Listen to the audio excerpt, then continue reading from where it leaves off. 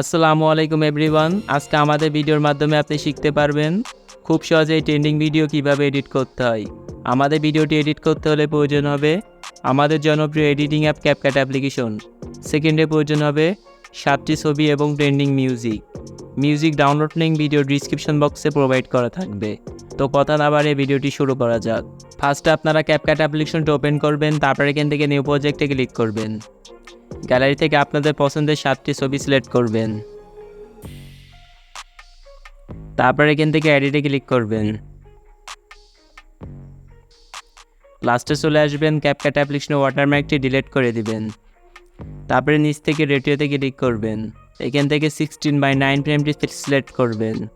তারপরে এখান থেকে টিক মার্কে ক্লিক করবেন, ছবির লেয়ার উপর ক্লিক করবেন, প্রত্যেকটা ছবি 2টা আঙুল দিয়ে রোটেট করে দিবেন।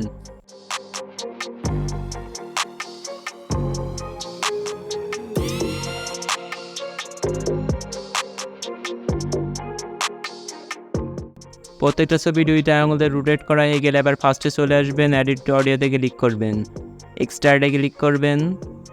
আমার ভিডিও ডিসক্রিপশন বক্স থেকে ডাউনলোড করা মিউজিকটি সিলেক্ট করবেন। তারপরে এখান থেকে ইম্পোর্ট সাউন্ড অনলিতে ক্লিক করবেন। এখান থেকে আপনাদেরকে মিউজিক অ্যাড হয়ে গেলে ছবির ডিউরেশন অ্যাড করতে হবে। ছবির ডিউরেশন অ্যাড করার জন্য ছবি লেয়ার উপর ক্লিক করবেন। এখান থেকে ফার্স্টের ছবি আপনারা 7.5 সেকেন্ড রাখবেন।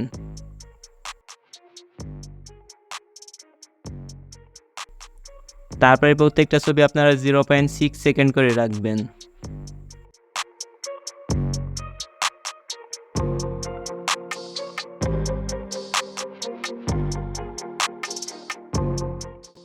প্রত্যেকটা ছবি ডিউরেশন অ্যাড করা হয়ে গেলে প্রত্যেকটা ছবিতে অ্যানিমেশন অ্যাড করতে হবে।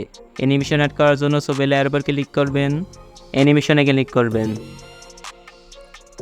কম্বোতে ক্লিক করবেন। তারপরে এখান থেকে সেট 2 এই অ্যানিমেশনটি অ্যাড করবেন। এই অ্যানিমেশনটি শুধু ফার্স্টের ছবিতে রাখবেন। তারপরে এখান থেকে প্রত্যেকটা ছবিতে আপনারা ওয়েব বেল এই অ্যানিমেশনটি অ্যাড করবেন।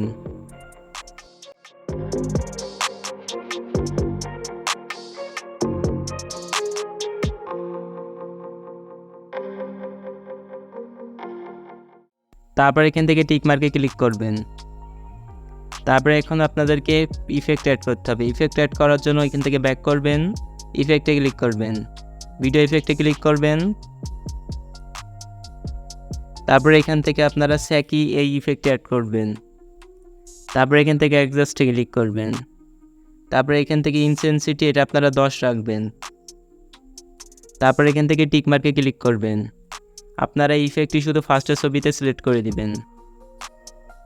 তারপরে এখন আপনাদেরকে ভিডিওতে ট্রানজ্যাকশন অ্যাড করতে হবে। ট্রানজ্যাকশন অ্যাড করার জন্য ট্রানজ্যাকশনের লোগোর উপর ক্লিক করবেন।